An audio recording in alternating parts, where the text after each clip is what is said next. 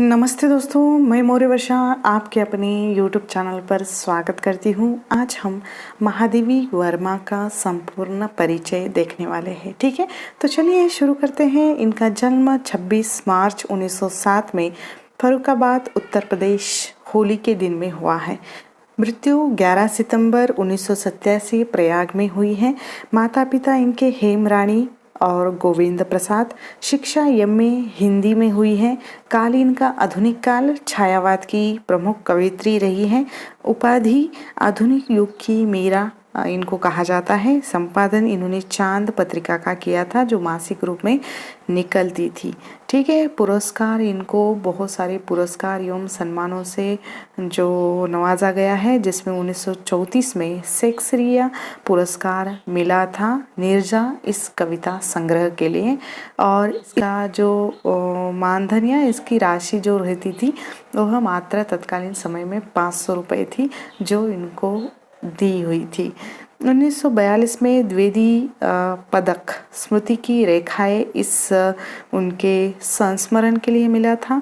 1943 में मंगला प्रसाद पुरस्कार और 1943 में भारत भारती पुरस्कार, यानी 3 पुरस्कार, यानी द्विवेदी, मंगला प्रसाद पुरस्कार और भारत भारती पुरस्कार, ये 3 पुरस्कार स्मृति की रेखाएं इस किताब के लिए उनको मिले हुए हैं।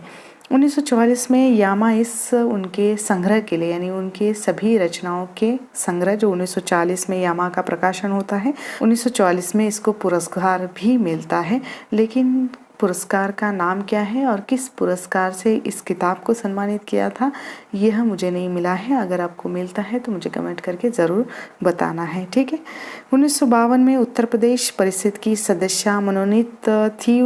उसके बाद 1956 में पद्म भूषण इस पुरस्कार से या इस सम्मान से भी उनको नवाजा गया है। 1979 में साहित्य अकादमी फेलोशिप या फेलो के रूप में ये पहली महिला रह चुकी है। 1982 में ज्ञानपीठ पुरस्कार उनको यामा के लिए मिला है, यानी यामा इस किताब के लिए या इस पुस्तक के लिए उनको 2 पुरस्कार मिले हुए हैं, एक ज्ञानपीठ और दूसरा एक मिला हुआ है, लेकिन उसका नाम नहीं मुझे मिला है। 1944 में एक और 1982 में एक, ऐसे 2 पुरस्कार यामा के लिए मिले हैं। 1988 में पद्म विभूषण जो उनके मरणोपरांत मिला है, यानी उनको पद्म भूषण ये पहले मिला है और पद्म विभूषण उनके मृत्यु के बाद उनको सम्मानित किया गया था। ठीक है, रचनाओं में उनके जो कविता संग्रह आते हैं, जिसमें उनका प्रथम काव्य संग्रह है 1933 में निहार, 1924 से लेकर 1928 तक की जो 47 कविताएं इसमें संग्रहित हैं। ठीक है, 1932 में रश्मि यह उनका काव्य संग्रह आता है, उसमें 1928 से लेकर 1931 तक की जो 35 कविताएं संकलित है। 1935 में निर्जा, 1929 से 1933 तक की इसमें 58 गीत निर्जा नामक उनके काव्य संग्रह में संकलित है। 1936 में सांदे गीत, 1934 से लेकर 1936 तक के 45 गीत इसमें संकलित है।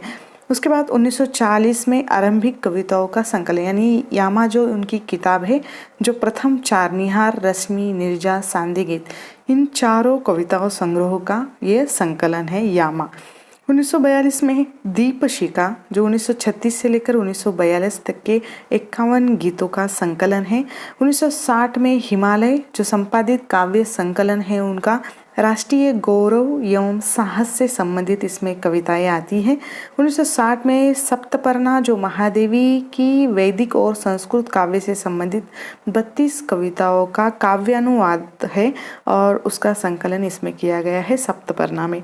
1965 में संधिनी जो समस्त कृतियों की श्रेष्ठ, यानी अभी तक जितनी, यानी 1965 तक जितनी भी लिखी गई उनकी कविताएं थी या कृतियाँ थी, उनमें से 65 सर्वश्रेष्ठ गीतों का संकलन इस किताब में किया हुआ है। ठीक है, 1971 में पागल है क्या जो प्रकाशित 2005 में हुई है उनके मरणोपरांत। ठीक है, आपको इसमें कन्फ्यूजन में बिल्कुल नहीं पड़ना है। उन्होंने लिखी थी 1971 में, ये रचना काल है लेकिन प्रकाशित 2005 में हुई थी। 1971 में स्मारिका, 1983 में नीलांबरा, 1983 में आत्मिका, 1983 में दीप गीत प्रथम आया, 1990 में अग्निरेखा महादेवी की कविताओं का अंतिम संकलन है जो मरणोपरांत प्रकाशित हुआ था। ठीक है, उनके मरने के पश्चात। परिक्रमा और गीत पर्व, ठीक है, तो ये इनके कविता संग्रह रह चुके हैं। रेखा चित्रों में उन्होंने 1941 में अतीत के चलचित्र 11 रेखा चित्र है। इसमें रामा, बाल विधवा, बिंदा, साबिया, बिट्टो, विधवा, घीसा, स्वाभिमानी, स्त्री की गाथा, अलोपी दिन, बदलू कुमार एवं उसकी पत्नी राधिया, लक्ष्मा पहाड़ी महिला। ठीक है, इस तरह 11 रेखा चित्र इसमें आए हुए हैं अतीत के चलचित्र में। उसके बाद 1943 में स्मृति की रेखाएं जो सबसे प्रसिद्ध रह चुका है इनका गद्य साहित्य। 7 रेखा चित्र है इसमें। भक्ति, फेरी वाले, वस्त्र विक्रेता, चीनी यानी चीनी फेरे वाला, बद्री केदार यात्रा के 2 कुली बंधुओं का यानी 2 कुली बंधुओं जंग बहादुर और धनिया का रेखा चित्र है। और इसके बाद निर्धन, गृहवधू, पुन्नू की माई, ठकुरी बाबा, रजक बाबू और मुख ममतामयी माँ। ठकुरी बाबा ये हमारे पाठ्यक्रम में रखा गया है नेट के पाठ्यक्रम में, तो स्मृति की रेखाएं इसमें ये संकलित हैं 1943 में। ठीक है, संस्मरण इसमें 1956 में पथ के साथ ही अपने अग्रज साहित्यकारों पर यह आधारित है, जिसमें कविंद्र रविंद्रनाथ टैगोर, मैथिली शरण गुप्त, सुभद्रा कुमारी चौहान, जयशंकर प्रसाद, निराला पंत और सियाराम शरण गुप्त के संबंध में इनके संस्मरण आए हुए हैं। ठीक है, उसके बाद 1972 में मेरा परिवार जो पालतू पशु पक्षियों पर आधारित ये इनका संस्मरण है, जिसमें 7 संस्मरण आए हुए हैं। 1983 में स्मृति चित्र जो संस्मरण आता है। ललित निबंध में क्षणदा 1956 भाषणों का संग्रह जो संभाषण नाम से 1974 में आता है। विवेचनात्मक गद्य इनके आते हैं, जिसमें प्रथम आता है 1942 में श्रृंखला की कड़ियाँ। भारतीय नारी की विषम परिस्थिति का वर्णन इस किताब में किया गया है, जिसमें युद्ध और नारी, नारीत्व का अभिशाप, आधुनिक नारी, स्त्री के अर्थ, स्वातंत्र्य का प्रश्न, समाज और व्यक्ति, संस्कृति का प्रश्न आदि विषयों पर उन्होंने विवेचन इस किताब में किया हुआ है। ठीक है, 1962 में साहित्यकार की आस्था, 1969 में संकल्पिता, उसके बाद 1984 में भारतीय संस्कृति के स्वर, चिंतन के क्षण, हमारा देश और राष्ट्रभाषा। इस तरह इनके विवेचनात्मक या गद्य साहित्य मिलता है। बाल कविताएं भी उन्होंने लिखी है, जिसमें ठाकुर जी भोले हैं, आज खरीदेंगे हम ज्वाला, बंगाल के अकाल के समय 1943, बंगभू शतवंदना, चीन के आक्रमण के प्रतिवाद में हिमालय 1960 में। ठीक है, इनके बारे में विशेष जानकारी यह है कि इनको छायावाद साहित्य की शक्ति दुर्गा कहा जाता है। इन्हें वेदना की कवयित्री एवं आधुनिक युग की मीरा कहा जाता है।